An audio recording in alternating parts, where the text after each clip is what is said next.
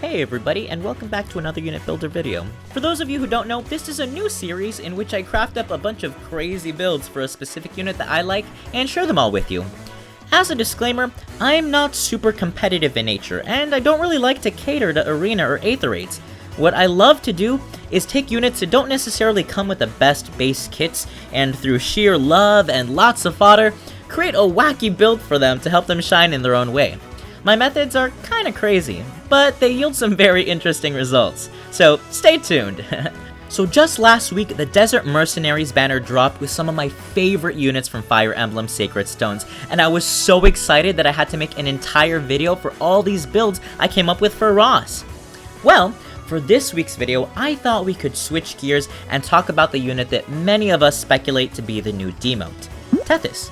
Tethys is the newest unit to join the pool of infantry dancers, and as a colorless dagger dancer, no less.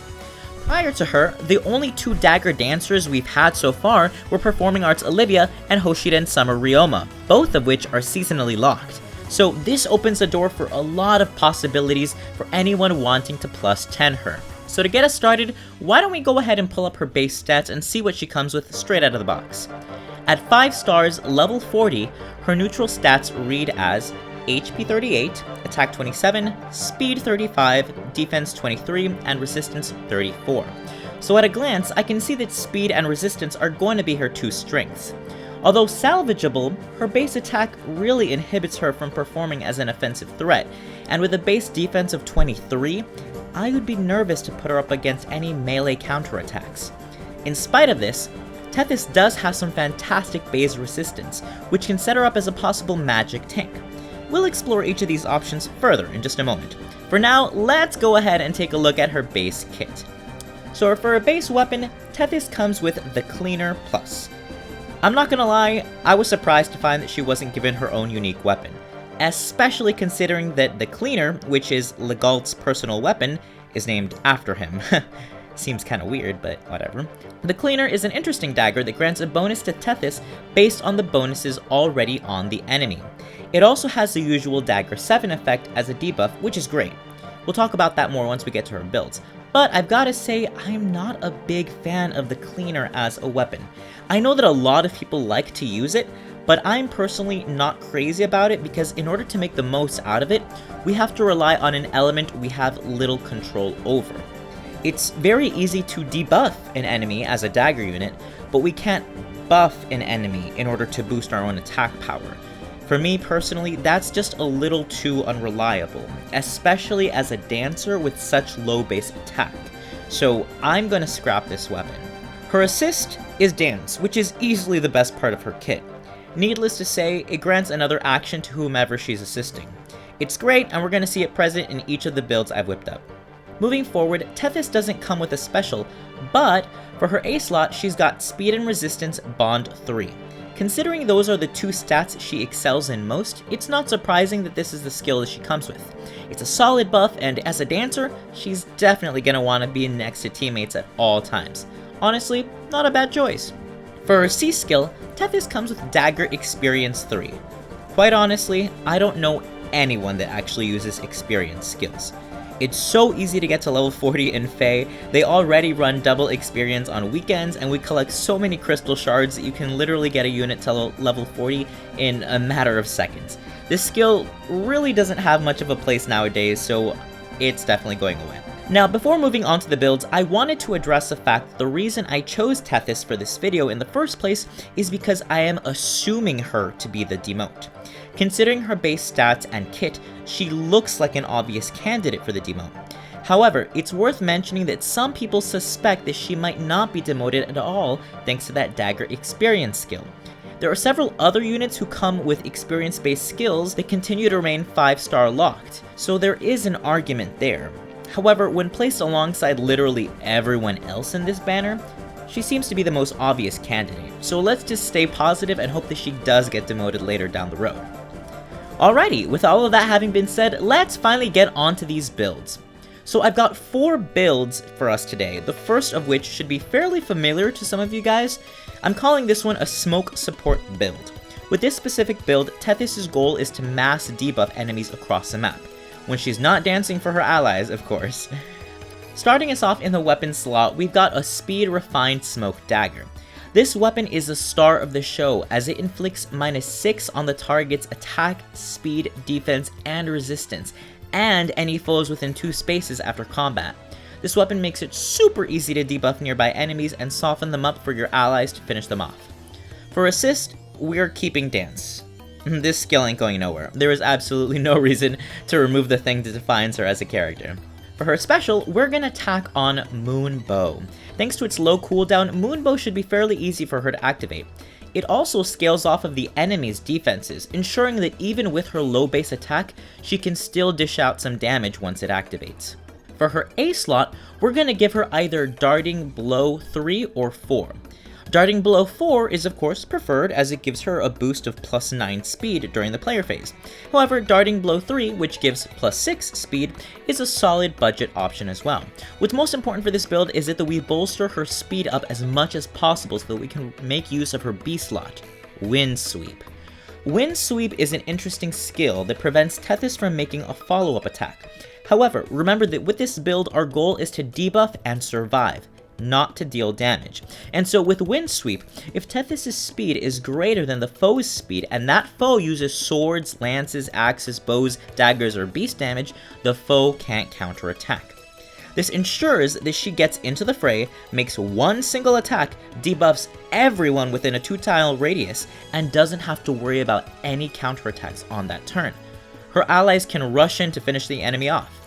I should mention that while Tethys could also make use of Water Sweep, her base resistance is much higher than her base defense, so she'll be able to handle oncoming magic attacks better than she would any bows, daggers, or god forbid, any melee units with distant counter. So I stuck with Wind Sweep. Now for her C skill, I decided to add Pulse Smoke. Pulse Smoke is unfortunately the most exclusive skill in this build. At the moment it can only be found on Pent, who is seasonally locked. However, it's an incredibly useful skill that makes it harder for any enemies to activate their specials. Very, very useful, and because it's a smoke skill, it has the same effect of applying to any enemies within a 2-tile radius after combat. Expensive and hard to get, but a sweet skill nonetheless. And lastly, for her Sacred Seal, I decided to go with Chill Speed. Chill Seals are always a safe option, and in Tethys' case, they help ensure that she always wins a speed battle so that she can debuff her enemies without being counterattacked. Of course, you can also run double Darting Blow for a similar effect. Just keep in mind that Darting Blow 3 won't work on the enemy phase. Not that she should really be seeing any combat in the enemy phase to begin with, but good to remember nonetheless. Alright, so that was build number 1, a very fun support-based smoke build. As for build number 2, however, I thought I'd continue to make use of certain smoke skills, but leverage them in a way to create a more offensive role for Tethys. Let's take a look. So for build number 2, we're starting things off with the Broadleaf Fan.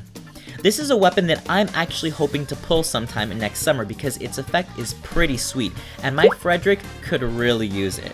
So with this weapon, Tethys gets a bonus to her attack equal to the total penalties on the foe during combat.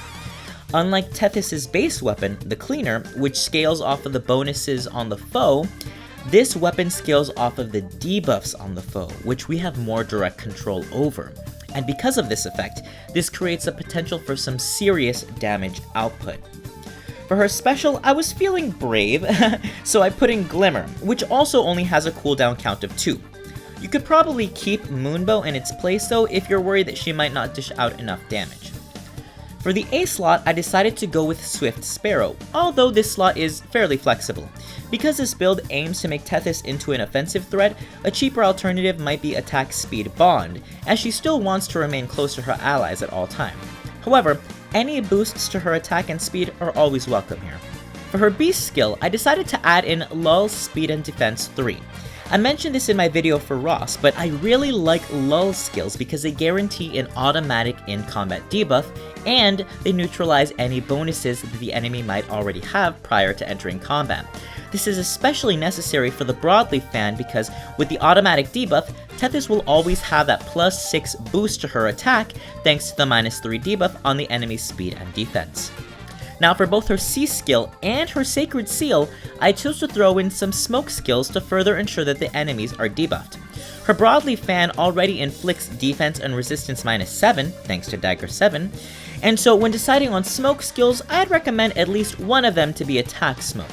This will help her out tremendously should she ever have to take any physical damage from bows or daggers.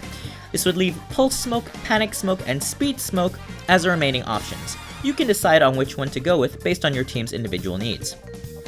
And that completes build number 2. It's a fun take on a smoke build as her weapon relies on the enemy being debuffed in order to maximize her damage output. Of course, you can always supplement this build by running ploys or chills or any of these kind of debuff skills on her teammates. That'll ensure that the enemy is already debuffed before Tethys even engages. Alright, so for build number 3, I've decided to switch gears completely and focus on Tethys' high base resistance, which grants her the niche opportunity to function as a magic wall.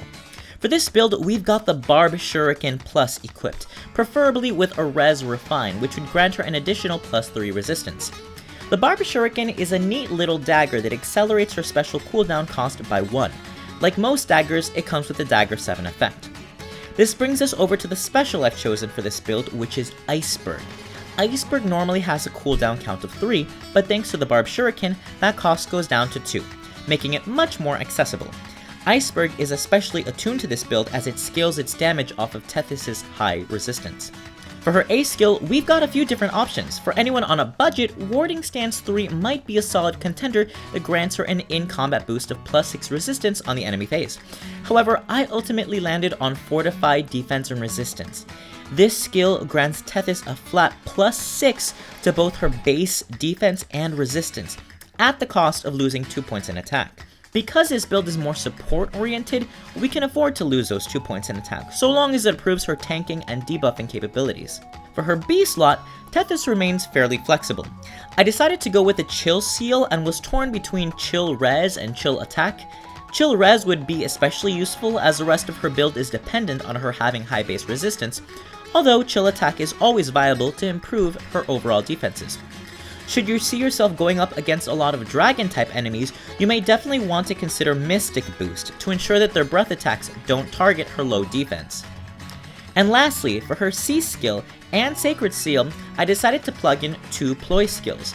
Ploy skills, or even Sabotage skills, are great for this build as they're dependent on her having high resistance. With Ploy skills specifically, they activate at the start of every turn and automatically cast a debuff on any enemies that have resistance lower than Tethys, provided that they're standing within cardinal directions. Of course, if you'd like to prioritize magic tanking over debuffing, you could always get rid of one of those ploys and replace it with Warding Stance or maybe Distant Defense instead, whatever best suits the needs of your team. Alright, and that wraps up things for build number 3. With this build, Tethys should be able to tank a lot of oncoming magic damage and even some dragon breath attacks, while of course supporting her allies and refreshing them when needed. Alright, so the last build I came up with is the most extreme build I've got, as it requires some interesting maneuvering, as far as Tethys' position goes. I'm calling this build an extreme bond build as it's highly dependent on her being next to someone at all times, which, as a dancer, should sort of be the case anyway. For her weapon slot, we've got 2 viable options. The first is the Lethal Carrot, which grants +10 damage when Tethys' special triggers. It also, of course, comes with the usual Dagger 7 effect that most daggers have. The second weapon option for this build is the Barb Shuriken. Much like with our previous build, Tethys will always appreciate a lower cooldown cost. So for her special, we're giving Tethys Blue Flame. Blue Flame is a really fun special that automatically boosts her damage by 10 points. However, if Tethys is adjacent to an ally, it boosts damage by 25 instead. It's worth noting with Lethal Carrot, that's an increase of +35 damage right there, but with a cooldown count of 3. If you've got the Barb Shuriken equipped, it's +25 damage instead, but at a lower cooldown count of 2. Just something to consider. As the namesake for this build, we're going to go ahead and give Tethys a bond skill for her A slot. Which bond to give her is entirely up to you. And as a reminder, Tethys does come with Speed and Resistance bond 3 in her base kit. However, because I'm trying to go for more of an offensive build, I'm going to default to Attack and Speed bond 4. This particular skill grants her attack and speed +7 as long as she's next to an ally during combat, automatically synergizing with her special. This skill also has the added effect of neutralizing any penalties to her attack and speed should she be debuffed for whatever reason during combat. On the flip side, Attack Speed Bond 3 is a more budget-friendly alternative and still grants her +5 attack and speed, but minus that neutralizing effect. For her B skill, I decided on throwing Wings of Mercy into the mix, just as a precaution. Tethys should never really be on the front lines and will always want to be attacking from behind a tank, but in case she ever finds herself in a precarious position on the map, Wings of Mercy will allow her to warp to a nearby ally. Escape Route is another good alternative for that B slot, by the way. Now, for her C skill, we've got 3 great options, all of which synergize with her kit. Let me power through each one at a time. Option number 1 is Joint Hone Attack, which supports a more offensive playstyle. So long as she's standing next to an ally, this skill boosts both her and that ally's attack by +5. For option number 2, I chose Infantry Rush. Infantry Rush is a very solid support skill that grants any adjacent allies the Heavy Blade effect. As long as their attack is greater than the opponent's, they gain an additional special charge per attack. And lastly, option number 3, which is perhaps the most budget-friendly option, is a Wave skill. Even Attack Wave is a solid option that boosts both Tethys' and any adjacent allies' attack by up to +6 on even number turns. Of course, you can use any type of Wave skill for this slot too. Alright, and finally for her Sacred Seal, I decided to double up and grab another Bond skill. Since she already has to be glued to her allies, might as well go all in and just buff her up even more. The choice of Bond skill is entirely up to you, of course, but if going for more an offensive build, feel free to double in on attack and speed. Alrighty, so that concludes the 4 builds I've whipped up for Tethys. We've got some weird builds here going on, but some pretty interesting ones at that too. Some are more against the grain and strive to build her into an offensive threat, and some are more supportive and really lean into her role as a dancer. The choice, of course, is ultimately up to you. The last thing I want to show you guys is what her stats look like when fully merged.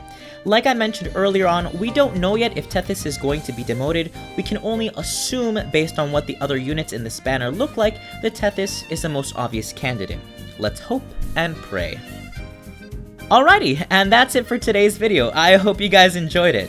I certainly had fun whipping up these weird builds for her. Honestly, my favorite units to craft builds for are the non-conventional units. The ones that are likely to get demoted, or in some cases, the units that don't necessarily come with a lot to work with in their base kits or stats. What I love about Fire Emblem is that with some serious love and effort, any unit can become viable, regardless of how low their BST may be. As someone on Reddit said, follow your heart, not the meta.